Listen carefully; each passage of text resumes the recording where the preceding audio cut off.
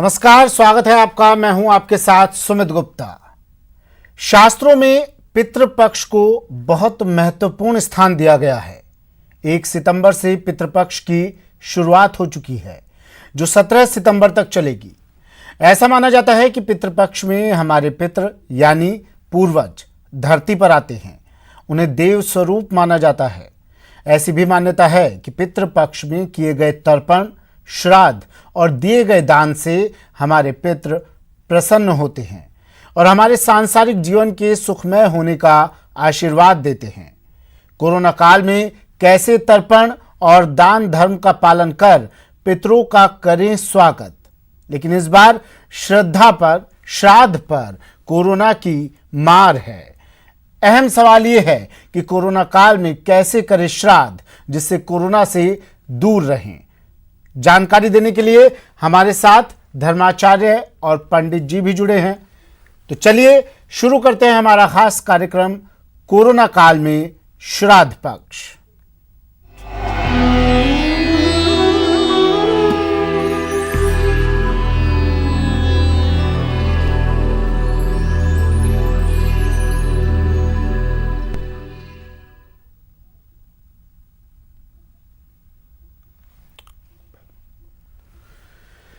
Corona काल में कैसे करें श्राद्ध पक्ष, किस तरह से पितरों को का स्वागत किया जाए, तर्पण किस तरह से किया जाए।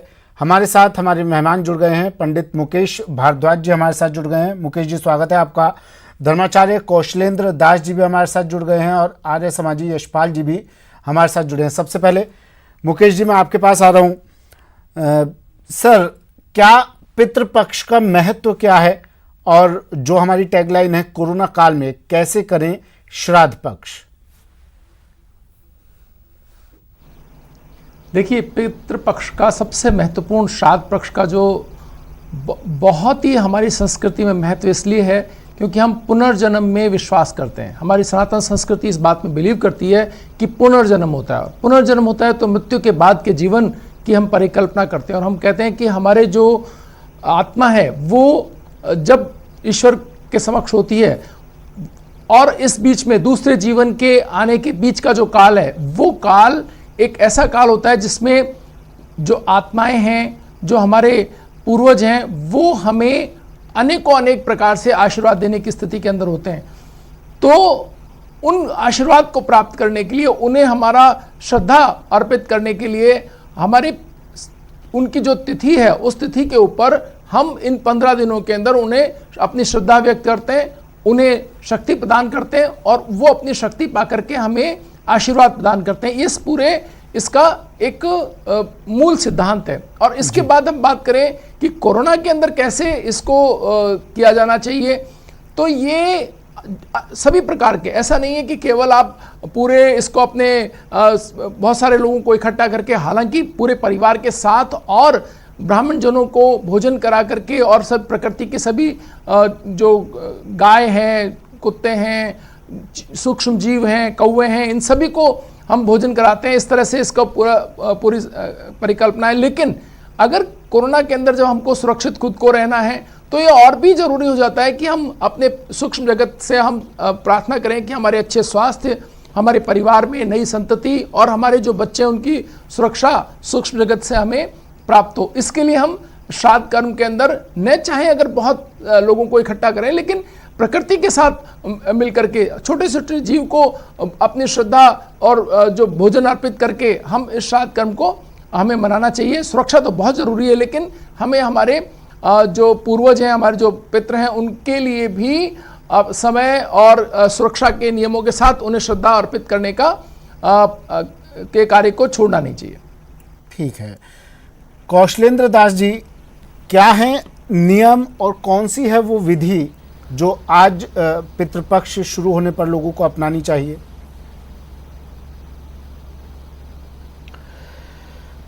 सुमित जी, काल ईश्वर का स्वरूप है और वेदों का एक आदेश है, देव पितृकार्याभ्याम न प्रमदितव्यम। किसी भी कल्याणकामी मनुष्य को जो अपना तथा सृष्टि का कल्याण चाहता हो, उसे देव कार्य से और पितृ कार्य करने में प्रमाद अर्थात आलस्य नहीं करना चाहिए, क्योंकि संसार को वरदान देने के लिए देवता और पितृ ये दोनों ही दिव्य स्वरूप को धारण करके विश्व के मानव के कल्याण का एक आशीर्वाद प्रदान करते हैं। इसीलिए भगवान श्री कृष्ण श्रीमद्भगवत गीता के 10वें अध्याय में जहाँ अपनी विभूतियों का वर्णन करते हैं, उसमें भगवान श्री कृष्ण कहते हैं, पितृणाम अर्यमा चास्मी, हे अर्जुन मैं समस्त पितरों में अर्यमा हूँ। अर्यमा का तात्पर्य है जिस तरह से देवताओं के प्रमुख इंद्र होते हैं, उसी प्रकार से पितरों के प्रमुख अर्यमा होते हैं। तो भगवान स्वयं इस बात को गीता में घोषित करते हैं कि वे पितृ रूप में विराजमान हैं और अर्यमा इत्यादि पितर सब उन्हीं के स्वरूप हैं। याज्ञवल्क्य स्मृति की बहुत ही सुप्रतिष्ठित टीका जो विज्ञानेश्वर ने 11वीं शताब्दी में की थी, जिसका नाम है मिताक्षरा, उसमें यह कहा गया है कि पितरों को उद्देश्य करके जिस द्रव्य का त्याग किया जाता है वह श्राद्ध है। अर्थात हम जब कोई भोज्य पदार्थ बनाते हैं या अन्न का दान करते हैं या वस्त्र का दान करते हैं, धातु का दान करते हैं, द्रव्य का दान करते हैं, तो वह किसको उद्देश्य करके करते हैं? वह जिन पितरों को उद्देश्य करके जब किसी पदार्थ का दान किया जाता है, वास्तव में वह श्राद्ध है। यह दान कब किया जाए, यह दान किस विधि से किया जाए, यह दान किसे किया जाए, इसमें किसी मनुष्य की मनमर्जी नहीं चल सकती, क्योंकि गीता में भगवान कहते हैं कि क्या करना चाहिए और क्या नहीं करना चाहिए, इसमें कौन नियामक है? इसका नियामक है शास्त्र। शास्त्र जो विधान करता है वही मनुष्य को अपने कल्याण के लिए अपनी बुद्धि को छोड़ करके करना चाहिए।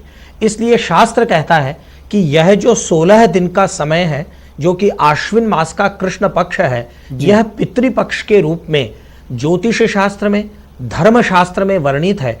इन 16 दिनों में जिस दिन अपने पितरों का क्षय हुआ, जिस तिथि को क्षय हुआ, उस क्षय तिथि के दिन उनका पार्वण श्राद्ध करना चाहिए। सुमित जी, मैं एक बात आपकी ओर ध्यान में लाना चाहता हूं, यह बहुत ही अल्पज्ञात तथ्य है कि श्राद्ध 2 बार निकाला जाता है। एक बार उस दिन निकाला जाता है जिस दिन व्यक्ति का निधन हुआ है, उसे कहा जाता है क्षयाह श्राद्ध। यह जो श्राद्ध पक्ष अभी चल रहा है, इसमें सब पूर्वजों के लिए श्राद्ध निकालना अनिवार्य है। इसे कहा जाता है पार्वण श्राद्ध। यह श्राद्ध पर्व है जिसके अर्यमादि देवता अधिष्ठात्री पितृ इसके देव हैं। अतः मनुष्य को संपूर्ण विधि विधान से, आप कल्पना कीजिए कोई हमसे पूछे आपके दादा कौन है, आपके परदादा कौन है, आपकी जड़ें कहाँ हैं, आप किस वंश के हैं, आप कहाँ हैं, तो हमें कौन बताएगा? इन्हीं सबको स्मरण करने के लिए हमारे पूर्वजों ने, कि हमारे जेहन में, हमारे मन में हमारे पूर्वजों की स्मृति सतत बनी रहे, श्राद्ध पक्ष का पल्लवन किया। अतः यह न केवल मानवता के स्तर पर खरा है, बल्कि भावना और महाभाव के धरातल पर भी यह अनूठा है, जो श्राद्ध पक्ष का काल हमें अभी प्राप्त है। ठीक है, लेकिन सवाल इस वक्त सबसे बड़ा ये है कौशलेंद्र जी, और इसका जवाब यशपाल जी में आप अगर दें। कोरोना काल चल रहा है और इस कोरोना काल में देखिए मंदिर अभी बंद है, कैसे तो व्यक्ति मंदिर जाए, कैसे वहाँ से पुजारियों को लेकर आए, किस तरह से तर्पण की क्रिया पूरी करे, प्रक्रिया पूरी करे। सबसे बड़ा सवाल इस वक्त ये है यशपाल जी। जी, मैं सबसे पहले आपका धन्यवाद करूँगा सुमित जी कि इस चर्चा में आपने मुझे आमंत्रित किया। मैं एक वेद मंत्र उद्धृत करना चाहूँगा जी। व्रतेन दीक्षाम आपनोति, दीक्षाम दक्षिणाम आपनोति, दक्षिणाम श्रद्धाम आपनोति, श्रद्धाम सत्यम आपनोति। हमारे जीवन का जो लक्ष्य है वो उस सत्य की प्राप्ति करना है, जिसके लिए हम विभिन्न रास्तों में भटकते रहते हैं, पहली बात। दूसरी बात, श्राद्ध पक्ष की जहाँ तक बात है, हमारी वैदिक संस्कृति यज्ञों की संस्कृति है, जिसमें पहला एक यज्ञ आता है पितृयज्ञ और एक यज्ञ आता है बलि वैश्यदेव यज्ञ। पितृयज्ञ का भाव ये है कि हमारे जो घर के बुजुर्ग हैं, माता पिता दादा दादी और भी जो दूसरे वरिष्ठ लोग हैं, उनका सम्मान, सेवा, शुश्रूषा, सद्व्यवहार वाणी से, कर्म से, मन से और अभिव्यक्ति से करें।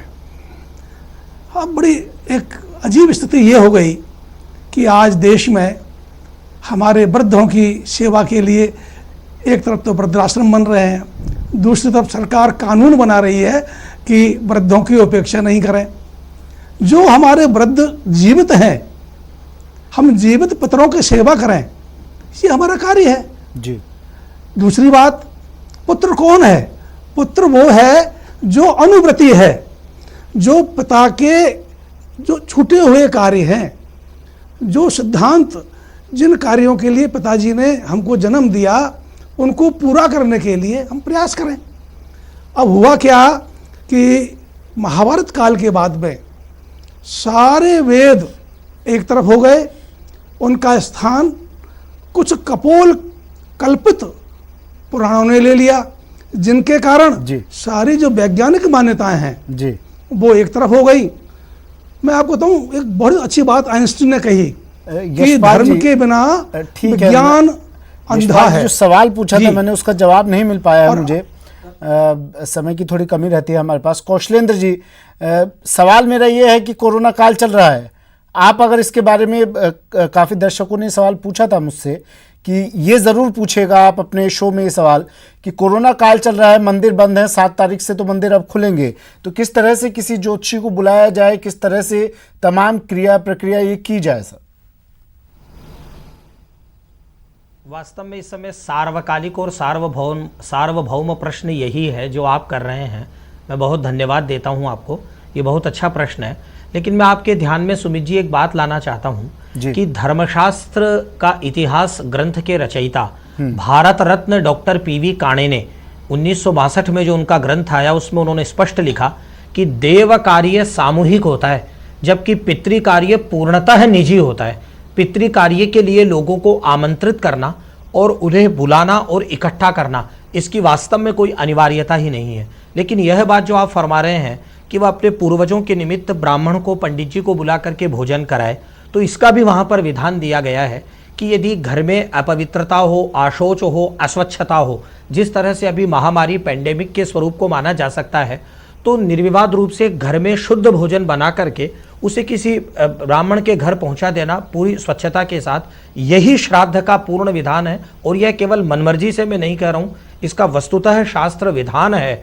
अतः आप घर आमंत्रित करके भोजन कराएं या भोजन को बनाकर के आप किसी सुपात्र तक पहुंचा दें, इसमें कहीं कोई विधि का विरोध नहीं हो रहा है। अतः कोरोना काल में आपने जिस तरह से न्यूज 18 राजस्थान ने एक कितना बढ़िया ये कहा है कि कोरोना काल में अर्थात श्रद्धा के साथ विज्ञान का जुड़ाव होना चाहिए। यदि विज्ञान रहित श्रद्धा होती है तो वास्तव में वह बहुत कल्याण को प्रदान नहीं करती है, वह मनुष्य को विनाश की ओर, उल्टे मार्ग की ओर ले जाती है।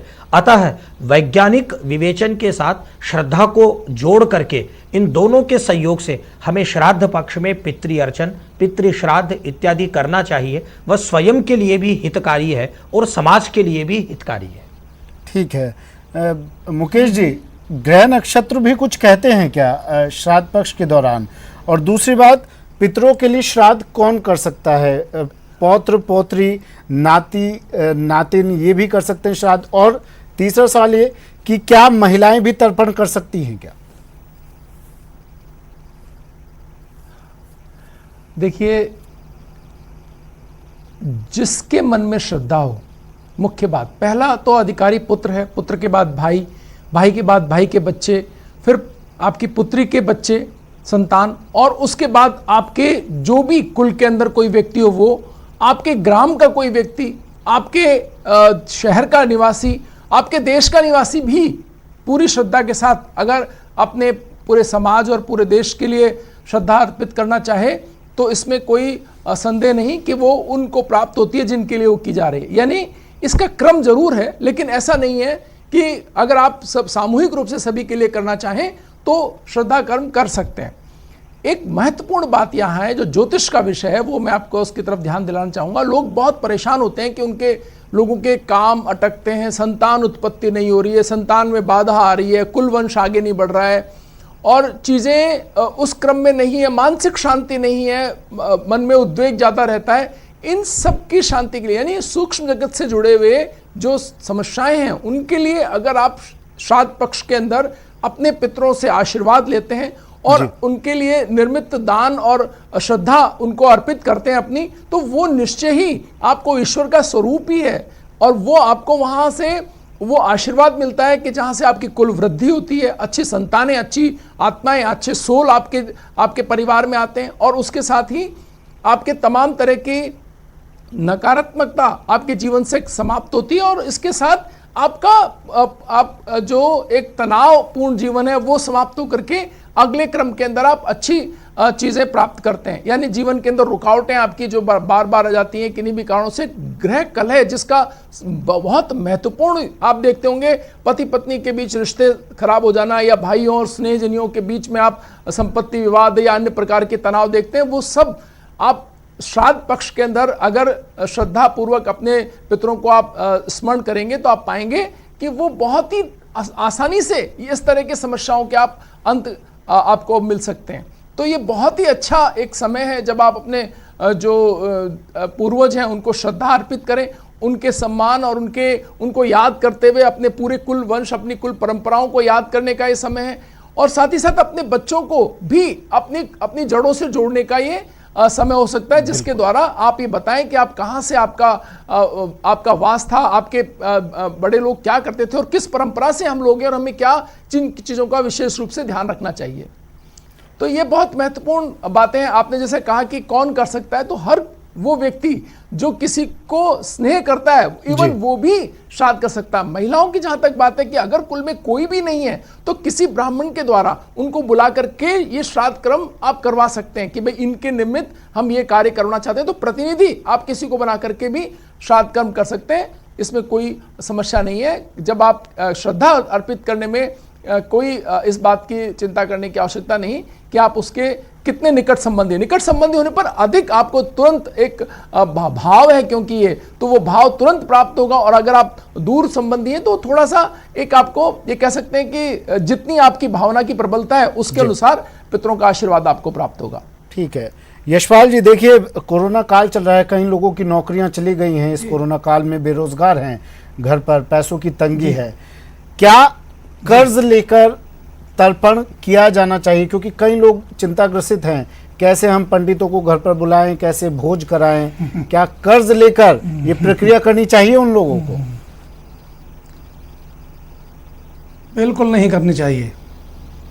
मैं आपको ये निवेदन करूं कि सबसे पहले हमारी जिम्मेदारी जो हमारे मौजूद लोग हैं, जो हमारे परिवार के सदस्य हैं, पत्नी हैं, बच्चे हैं, उनका पालन पोषण, उनकी शिक्षा दीक्षा, उनको सत्कार्यों में लगाना, ये पहला दायित्व है।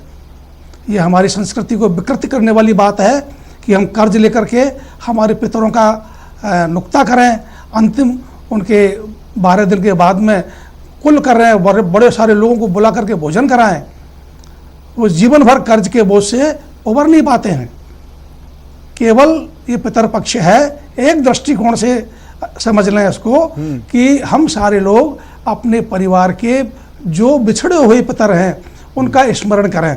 वैसे तो उनका स्मरण हमको 12 महीने 24 घंटे हर पल हर क्षण करना चाहिए जी। पितर हमको प्रेरणा देते हैं, हमको रास्ता बताते हैं, उनके जो किए हुए कार्य हैं उनसे हमको एक मंत्र आता है, दक्षिणा दिगंद्रो अधिपति शिरस्य राजी रक्षिता पितर शवा, कि हमारे पितर हमको टेढ़ी मेढ़ी जो चाल दुनिया लोग चलते हैं उनसे बचने की प्रेरणा देते हैं। बिल्कुल। कौशलेंद्र जी मुझे बताइए, अगर मानना है तर्पण करने के लिए, श्राद्ध करने के लिए अगर कोई व्यक्ति तिथि के बारे में किसी को जानकारी ना हो तो उसके पास क्या विकल्प रहता है?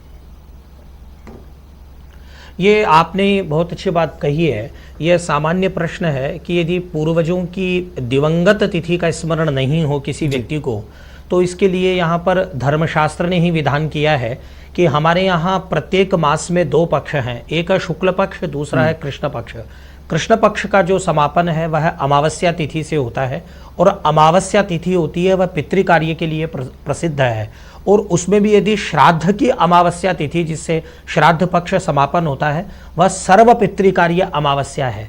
यदि हम लोग हमारे पितरों की तिथि से परिचित नहीं हैं या किसी हमारे पूर्वज की बालपन में ही मृत्यु हो गई, किसी अकाल से मृत्यु हो गई, अकस्मात आकस्मिक किसी दुर्घटना में यदि उनकी मृत्यु हो गई, किसी रोग से हो गई, उन सबकी निवृत्ति के लिए हमें अमावस्या तिथि को श्राद्ध करना चाहिए। और किसी भी पितर के लिए अमावस्या को श्राद्ध किया जा सकता है, ऐसा शास्त्रीय विधान है।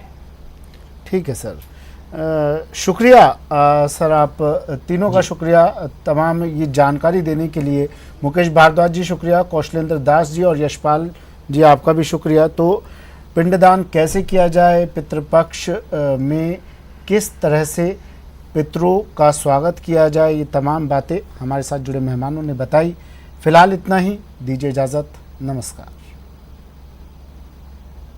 नमस्कार।